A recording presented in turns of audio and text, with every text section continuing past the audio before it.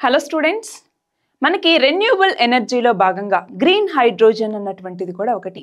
మరి ఆ green hydrogen యొక్క ఉత్పత్తిని పెంచాలి అనేసి మన భారత ప్రభుత్వం నేషనల్ గ్రీన్ హైడ్రోజన్ మిషన్ అనేసి తీసుకొచ్చింది. అందులో భాగంగానే ఇప్పుడు మన దేశంలో మొదటిసారిగా హిమాచల్ ప్రదేశ్లో నేషనల్ గ్రీన్ హైడ్రోజన్ పైలట్ ప్రాజెక్ట్ని స్టార్ట్ చేస్తూ ఉన్నారు. ఎక్కడ అంటే చూడండి, జాక్రీ అన్నటువంటి ప్లేస్లో బహుళ ప్రయోజకం కలిగినటువంటి 1500 మెగావాట్లు, ఎంత 1500 మెగావాట్ల విలువ కలిగినటువంటి నాథ్పా జాక్రీ హైడ్రో పవర్ స్టేషన్ అన్నటువంటిది ఏర్పాటు అవబోతోంది. మరి దీనిని ఎవరు పర్యవేక్షిస్తారు అంటే సట్లెజ్ జల్ విద్యుత్ నిగమ్ లిమిటెడ్ అన్నటువంటిది దీన్ని ప్రారంభించి పర్యవేక్షిస్తుందన్నమాట. మరి ఈ నేపథ్యంలో మనకి నేషనల్ గ్రీన్ హైడ్రోజన్ మిషన్ అంటే ఏంటి అన్నటువంటిది కూడా తెలియాలి.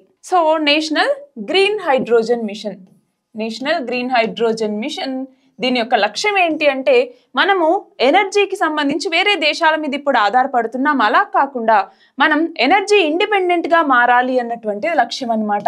సో మన యొక్క ఈ ఎనర్జీ ఇండిపెండెంట్ అన్నటువంటి లక్ష్యాన్ని చేరుకోవాలి.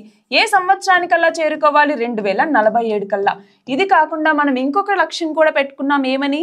కార్బన్ తటస్థత అన్నటువంటిది సాధించాలి, అంటే కార్బన్ న్యూట్రాలిటీ అంటాం.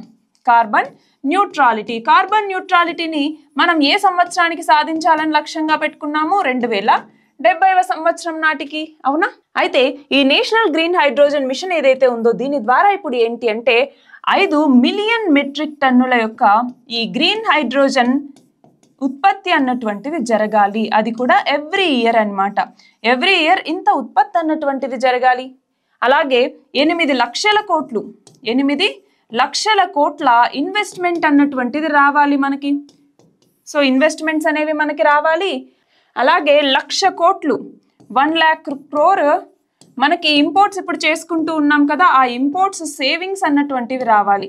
ఇంపోర్ట్స్ సేవింగ్స్ అన్నటువంటివి మనకి ఉండాలి. అంతేకాదు ఇదంతా జరుగుతుంది అంటే ఎంప్లాయ్మెంట్ అనేది అక్కడ జనరేట్ అవుతుంది. సో 6 లక్షల మందికి 6 లక్షల ఎంప్లాయ్మెంట్ అన్నటువంటిది జనరేట్ అవ్వాలి అన్నటువంటిది ఇంకొక లక్ష్యం అన్నమాట. అంతేకాదు 125 గిగావాట్లు రెన్యూబుల్ ఎనర్జీకి కాంట్రిబ్యూట్ చేయాలి. ఈ గ్రీన్ హైడ్రోజన్ ద్వారా రెన్యూబుల్ ఎనర్జీకి 125 గిగావాట్ల కాంట్రిబ్యూట్ చేయాలి అన్నటువంటిది ఇంకో లక్ష్యం. అంతేకాదు ఇంకొక చివరి లక్ష్యం ఉంది. అది ఏంటి అంటే ప్రతి సంవత్సరం కూడా కార్బన్ డైఆక్సైడ్ ఎమిషన్స్ అనేవి మనకి జరుగుతూ ఉన్నాయి కదా. సో ఈ CO2 ఎమిషన్స్ అన్నటువంటివి 50 మిలియన్ మెట్రిక్ టన్నుల కార్బన్ డైఆక్సైడ్ ఎమిషన్స్ అన్నటువంటివి మనము రెడ్యూస్ చేయాలి అన్నటువంటిది దీని కింద ఉండేటటువంటి లక్ష్యాలు. సో ఫస్ట్ ఆఫ్ ఆల్ ఏంటి, ఒకటి మనము ఈ గ్రీన్ హైడ్రోజన్ ఉత్పత్తి అయినటువంటి సంవత్సరానికి 5 మిలియన్ మెట్రిక్ టన్నులు అనేది చేయాలి. రెండవది వచ్చేసరికి మనము ఎంప్లాయ్మెంట్ జనరేషన్ అనేది 6 లక్షల మందికి చేయాలి.